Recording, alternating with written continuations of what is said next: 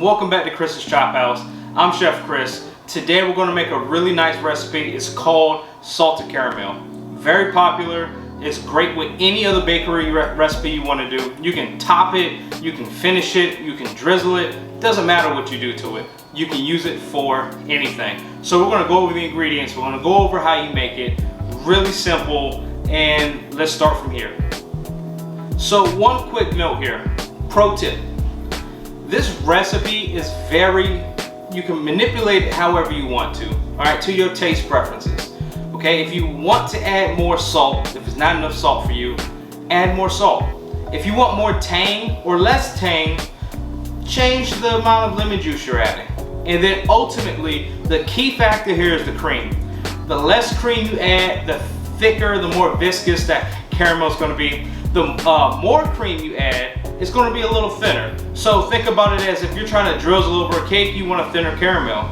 If you want to candy it or have a thicker coating on something, caramel apples for example, you're going to want less cream because ultimately you want a thicker caramel to use for coating. Okay, so the amount of cream is very important here. So what we're going to do is we're going to actually put enough cream in it to drizzle. We're going to put enough cream in it to drizzle. So that's how we're going to do it today. We're going to start with 1/3 cup, and then we're going to add it as we feel we want to loosen it up a little more. We have unprocessed or less processed sugar, which is 2 cups. You have a teaspoon of kosher salt, 1 fresh lemon, you're going to juice it, and then 1/3 cup of heavy cream. In your pot, you're going to put 2 cups of sugar. I'm going to put the heat on medium flame. Make sure you turn your handles inward.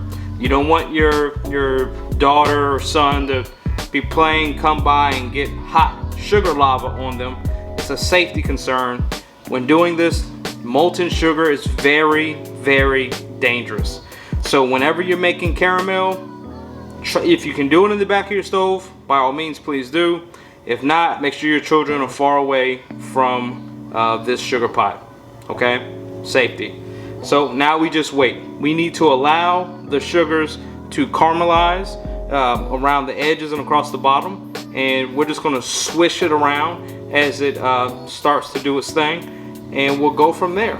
All right, I'll see you back in a couple of minutes.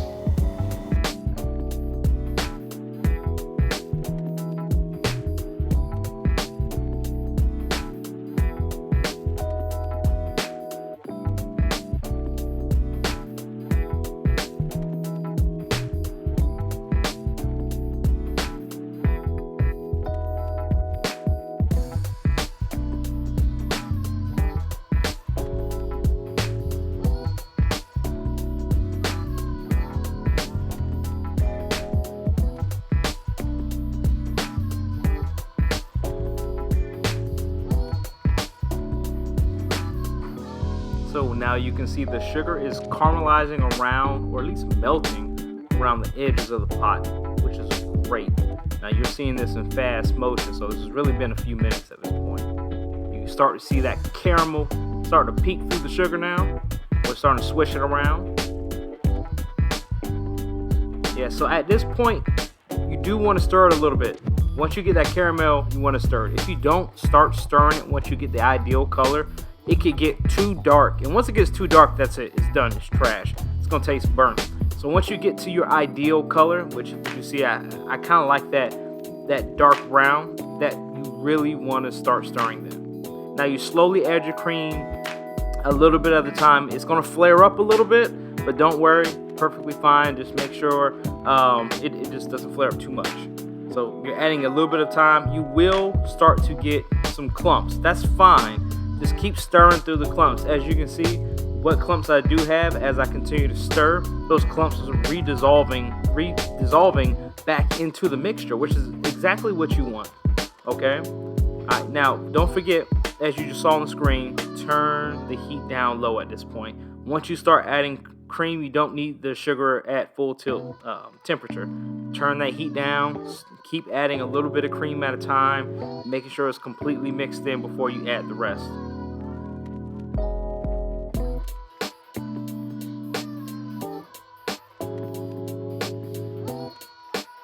Alright, now at this point we're going to add the juice of half a lemon. You don't have to worry about the seeds. We're going to strain this whole mixture at the end anyway for clumps and seeds and whatnot. So don't feel like you have to catch the seeds in your hand or dirty any other dishes. You can squeeze it right into the pot. As you see, I said 1 full lemon earlier in the video, but that lemon was very juicy. So I only needed half a lemon to get to the desired taste I was going for. So once again, if you get a lemon that's not really juicy, it's only giving you a few drops, add more lemon juice. Now we're adding the kosher salt. Or you can just use flaky salt of any kind that you prefer to use. I'm using your generic kosher salt, high quality, but just general kosher salt. You don't need to mix to dissolve, you're just mixing it in. And now you're getting to see the caramel and all its glory right there in front of you. We're not quite done yet, but we are going to cut off the flame. We don't need it to cook any further. We're getting ready to strain it. So in a large cup or bowl with a strainer, you're going to pour your mixture through the strainer, forcing all the caramel through it, and hopefully it leaves behind all the bits and pieces as you can see on the screen. Just be careful not to make a mess. The stuff is hard to clean up once it cools down. So just be wary to be as clean as possible at this point.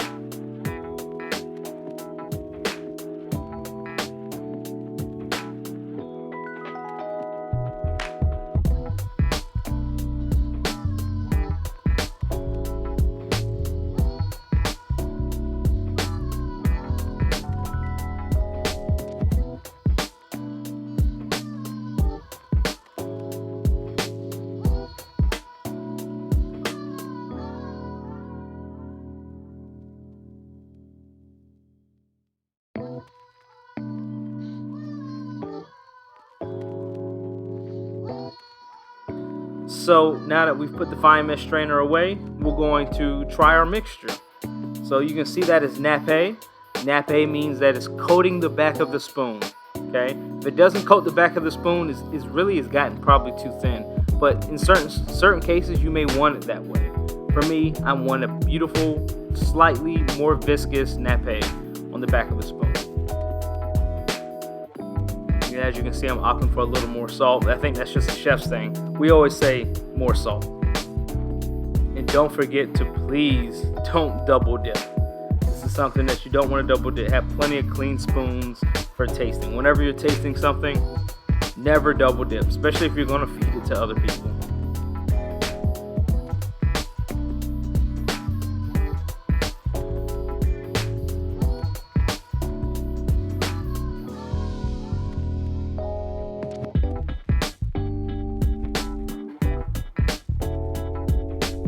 There we go, ladies and gentlemen, the mark of approval. Here we go. I'm showing you what you can possibly use this for. In our next video, I'm going to show you how to take this beautiful salted caramel and drizzle it over some fresh, fluffy sour cream donuts. These are just ingredients I had laying around in the house, and I wanted to show you how you can take something as simple as flour, milk, and sour cream and make a delicious donut in just a few minutes in your home and for your family. And to top it with that sweet, salted caramel. I hope to see you next time. Like, subscribe, join me on the next one.